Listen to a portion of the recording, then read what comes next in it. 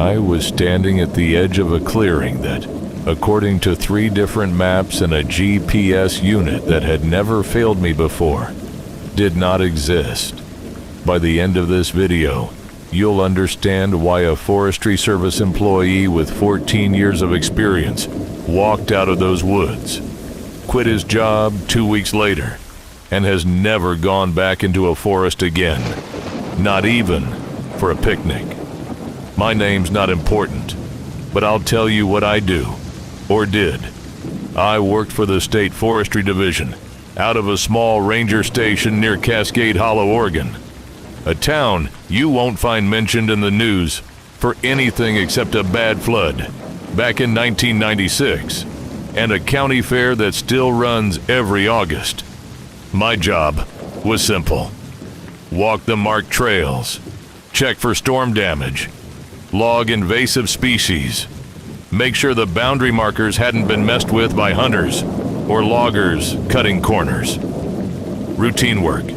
The kind of job where the most exciting thing that happens in a month is finding an elk skeleton or a busted up trail camera.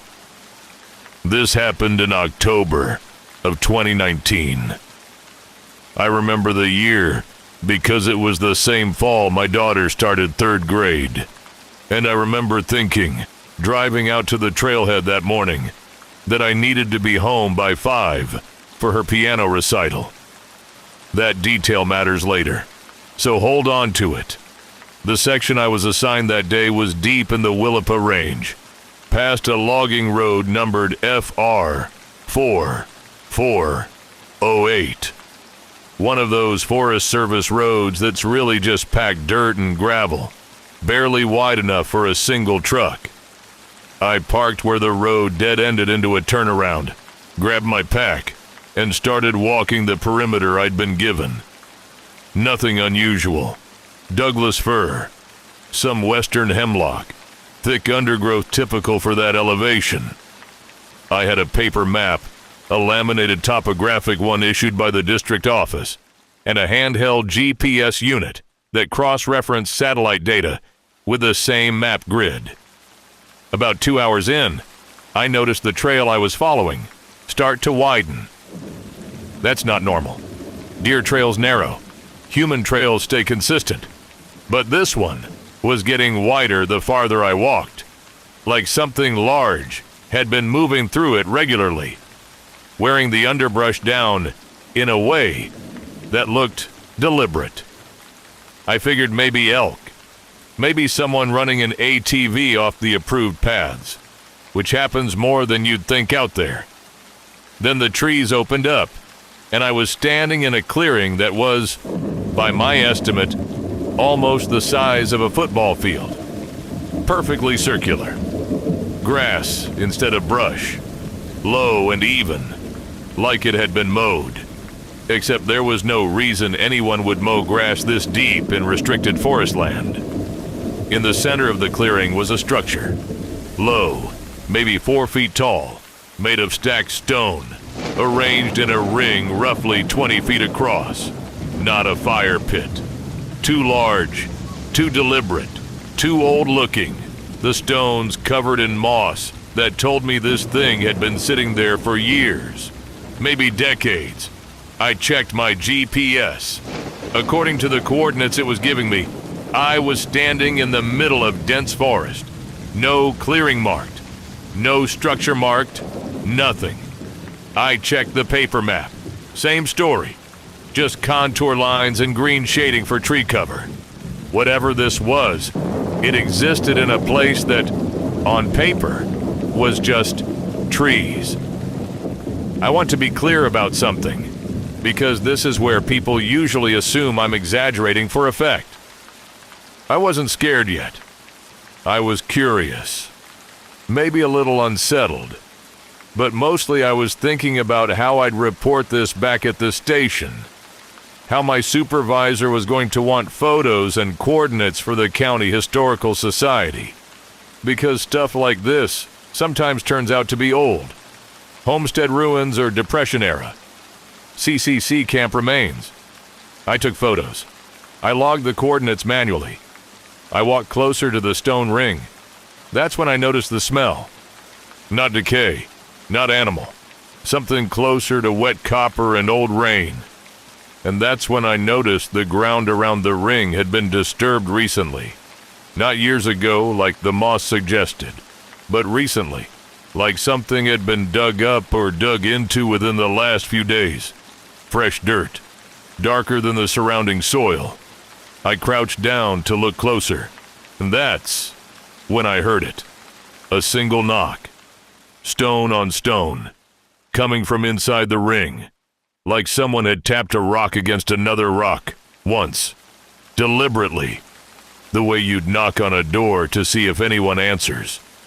I stood there for what felt like a full minute, without moving. Nothing else happened. No second knock. No movement in the grass. Just the sound of wind through the fir trees, and my own pulse in my ears. I told myself it was a branch settling, or rock shifting under my own boot vibration through the ground. I've told myself a lot of things since then that I don't fully believe anymore. I left the clearing that day without going deeper. I marked the coordinates as accurately as I could, took my photos, and hiked back to the truck, faster than the terrain really called for. I made it home in time for the recital. I sat in a folding chair in a school gymnasium, applauding my daughter's piano performance. And I couldn't stop thinking about a stone ring that didn't exist on any map, and a sound that shouldn't have had a source. The next morning, I went to my supervisor's office to report it, and this is where things started getting stranger, in a way that had nothing to do with the woods at all. He pulled up the district's GIS database, the same digital mapping system we used for every official report, cross-referenced with satellite imaging that gets updated every 18 months by a state contractor. He typed in the coordinates I gave him. The screen showed unbroken forest canopy. He tried again, thinking he'd mistyped. Same result. He asked if I was sure about my GPS reading, and I was sure, because I'd double-checked it in the field specifically, because it had struck me as odd. He didn't accuse me of lying. That's not the strange part. The strange part is what he said next. Quiet. Like he didn't really want to say it out loud in an office with the door open. He said, "You're not the first person to bring me coordinates like that." He wouldn't tell me who else had. He said it happened maybe once every couple of years. Always somewhere different in the district. Always some feature that wasn't on any survey, official map, or satellite image. And always reported by someone who swore up and down they hadn't gotten lost or misread their instruments. He told me to write it up as a standard anomaly report and let it go. That's the phrase he used. Standard anomaly report. Like there was a whole category for things like this. A drawer somewhere full of paperwork about things that shouldn't exist, but apparently did. Often enough that the district office had a procedure for it. I couldn't let it go. That's probably the part of this story that makes the least sense to people who haven't felt it themselves. That itch you get when the world shows you a seam it's not supposed to have. I went back, alone, on a Saturday, without telling my wife where I was really going. I told her I was checking equipment at the station. I drove out to FR 4408 again, parked at the same turnaround, and hiked the same route I remembered. I couldn't find the clearing. I want to be precise about this, because it's the part people push back on the most. I'm not saying I got lost. I know how to navigate. I followed my own GPS track from the previous trip, the actual recorded path, step by step, and it led me through unbroken forest.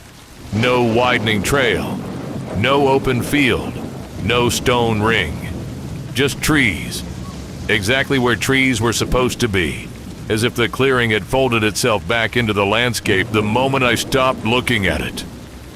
I stood at the exact coordinates where I remembered kneeling next to that stone ring 3 days earlier, and there was a Douglas fir there instead, easily 60, 70 years old by the width of it, root system spread out, like it had been growing in that spot since before I was born. That's when the fear finally caught up with everything else. Not the fear of something jumping out at me, a colder kind. The fear of not being able to trust the difference between what's solid and what isn't. Standing in a forest that had apparently decided to show me something once, and only once, and had no intention of confirming it had ever happened at all. I hiked out of there faster than I've ever moved through rough terrain in my life. And I didn't look back at the tree line the way you're always taught, not to look back at something in the dark, even when there's nothing chasing you. Because looking back means admitting you're running from something. I quit the forestry job 6 weeks later. Told my supervisor I wanted to spend more time with my family, which wasn't a lie, just not the whole truth. I took a job at a hardware store in town. Less pay, no more logging trails through federal timberland, no more reason to be alone in places that might not stay where you left them. I never told my daughter any of this. She's 21 now, in college, studying something with numbers I don't fully understand. And some nights I think about telling her, about explaining why her dad flinches a little whenever a hiking trip comes up in conversation, why I always find a reason not to go. I haven't figured out how to say it in a way that doesn't sound like I'm losing my grip on things. Here's what I've come to believe, for whatever it's worth. Most of us go through life assuming the map is the territory, that if something's real, it shows up on the chart, the survey, the satellite pass. We build our whole sense of safety on that assumption. But every so often, someone walks into a gap the maps forgot to fill in, and what they find there doesn't care whether we believe in it afterward. It doesn't need our belief to be real. It was there before I found it, and it's still there now, somewhere past FR 4408, in a clearing that exists exactly once for whoever's meant to see it, and never again for anyone trying to prove it happened. I think about that stone ring more than I'd like to admit. Not the mystery of what it was for, though that keeps me up some nights too. Mostly I think about the knock. One knock, stone on stone, like something on the other side of that ring wanted to know if I was still standing there. And I think about how I never gave it an answer, and how some part of me still wonders what would have happened if I had. If you've ever stood somewhere that felt like it shouldn't exist, somewhere the map couldn't explain, I want to hear about it. Tell me where you were, and tell me if you ever went back.